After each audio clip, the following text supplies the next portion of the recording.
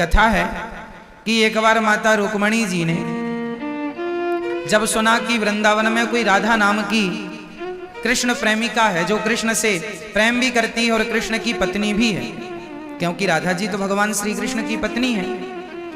तो जब रुक्मणी माँ को सुना उन्होंने कि कोई राधा नाम की महिला है, एक बार श्याम सुंदर से माँ रुक्मणी ने पूछा, क्योंकि भगवान की पत्नियां बहुत है ना, 16,108 तो प्रमाणित है, बाकी राधा रानी अलग है उनसे। तो भगवान श्री कृष्ण की पत्नियों ने एक बार भगवान से पूछा कि ये बताइए, रुक्मणी माँ ने कहा कि आप सबसे ज्यादा प्रेम किससे करते हैं। अब जिसकी पत्नियां इतनी होंगी तो पत्नियां पूछ ही लेंगी कि आप सबसे ज्यादा प्यार किससे करते हैं। तो रुक्मणी जी ने पूछ लिया, तो भगवान ने कह दिया कि हम सबसे ज्यादा प्रेम राधा जी से करते हैं। रुक्मणी जी को लगा क्या राधा जी हमसे भी सुंदर हैं। श्याम सुंदर ने कहा मैं क्या कहूं, आप खुद देख लेना। तो एक बार जब भगवान कुरुक्षेत्र आए 100 वर्षों के बाद, वृंदावन जाने के 100 वर्षों के बाद भगवान वापस आए, तो भगवान कुरुक्षेत्र से लौटे तो यहीं से लौटे वृंदावन से। तो यहाँ श्री किशोरी जी थी, श्री राधा रानी थी। तो रुक्मणी माँ ने सोचा कि चलो मैं दर्शन कर लूं।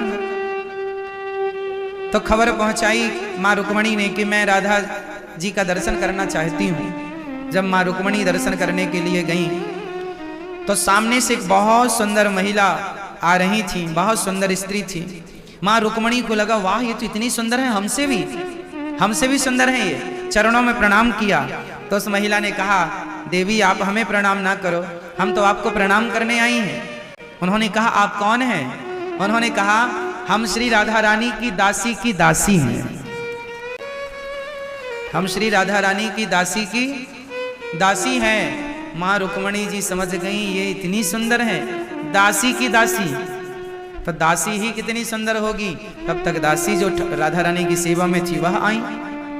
उन्होंने रुक्मणी जी को कहा आइए हम आपको किशोरी जी का, श्री राधा जी का दर्शन कराते हैं।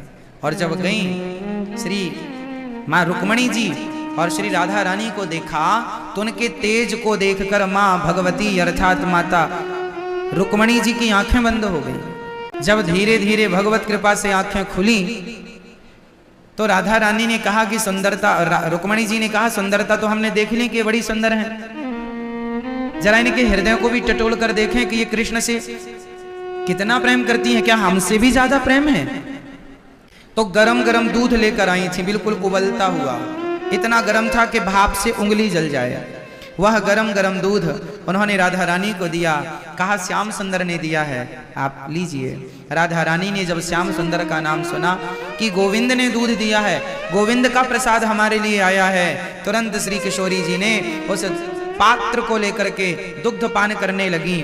और जब पूरा दूध पी गई, उफ भी नहीं किया, जलन क्या होती है कुछ लगा ही नहीं। रुक्मणी जी समझ गई हे भगवान इन्हें कोई असर ही नहीं हुआ, पूरा दूध पी गई। रुक्मणी जी ने प्रणाम किया, धन्य है देवी आप। वापस जब आई रात्रि को श्याम सुंदर के चरण दबाने के लिए जब माता रुक्मणी जी गई और माँ भगवती रुक्मणी जी जब चरण दबाने लगी तो देखा कि भगवान श्याम सुंदर के चरणों में फफोले पड़े थे, छाले हो गए थे, बड़े बड़े फोड़े हो गए थे। रुक्मणी माँ ने कहा ये आपके चरणों में क्या हो गया? भगवान ने कहा जल गए पांव। जल गए?